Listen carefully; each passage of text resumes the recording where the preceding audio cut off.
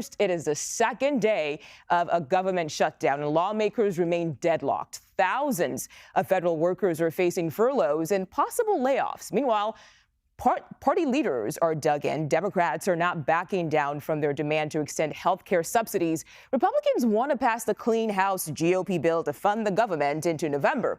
House Speaker Mike Johnson held a news conference minutes ago. Take a listen.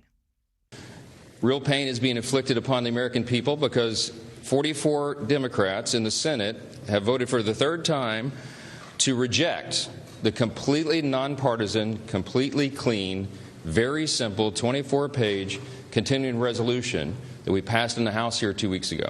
They have made a decision that they would rather give taxpayer-funded benefits to illegal aliens than to keep the doors open for the American people, to keep vital services, veteran services, health care and nutrition for women, infants, and children.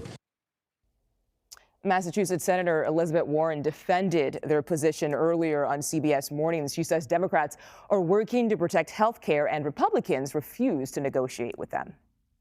So look, the Speaker of the House just said last night that he didn't plan to negotiate and didn't want to negotiate. But in July, the Republicans, all by themselves with no Democratic votes, voted to cut health care for 15 million Americans, just knock them off their health care coverage. So Democrats said at the time, when you passed that bill, it's going to come due because when we get ready to do the budget for the year, we're going to ask that that be rolled back. And the Republicans didn't want to talk about it, wouldn't negotiate. So now that's where we are. Democrats are fighting to try to keep those health care costs down and to roll back the Republican cuts. CBS News congressional correspondent Nikole Killion is live on Capitol Hill today. Nikole, thank you for joining us. We know another vote is scheduled for tomorrow, but any chance of a deal actually happening when that vote happens?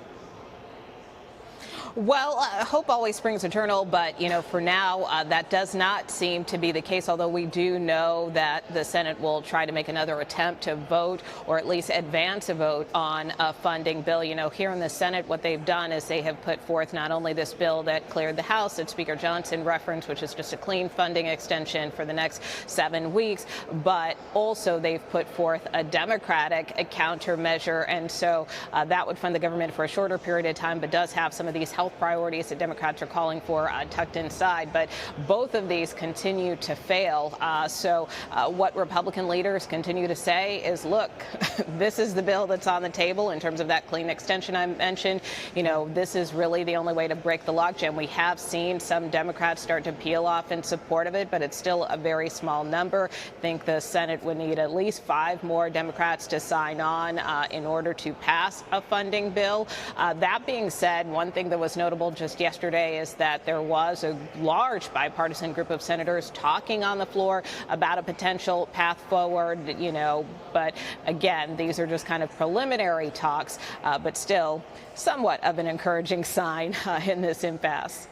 And Nikole, I have to ask, though, if the vote fails again tomorrow, what comes next?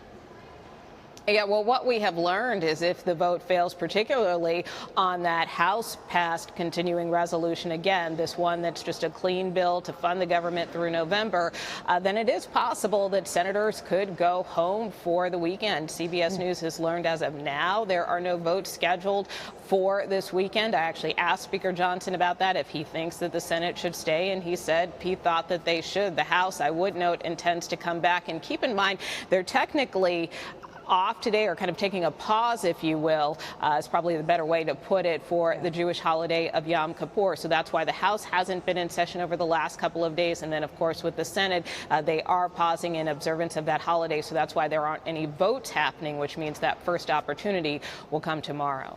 Okay, Nikole Killion on the Hill for us today. Thank you.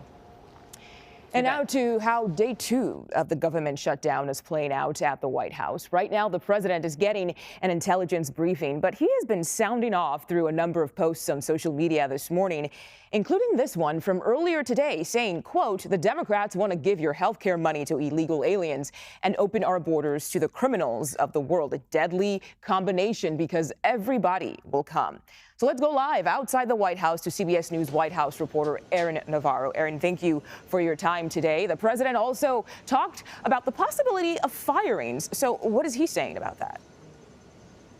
Yeah, President Trump posted on Truth Social this morning that he will be meeting with the White House Budget Director, Russ Vought, to talk about and hear his recommendations for what, quote, Democrat agencies could be cut and whether or not those cuts will be temporary or permanent. You're seeing the full post on the screen. And this is a sort of moment of leverage. As you saw the president right there, that Democrats, quote, gave me this unprecedented opportunity. It's worth noting that many union agencies, labor union, have filed lawsuits against what could be these mass layoffs. We heard from White House Press Secretary Caroline Leavitt this morning as well, say that the layoffs could be, quote, in the thousands, and that they will specifically look at, quote, agencies that are not aligned with the administration's agenda. We saw some activity on that earlier this year, kind of during the peak of DOGE, the Department of Government Efficiency, when they were canceling a lot of grants, but we could potentially see more actual terminations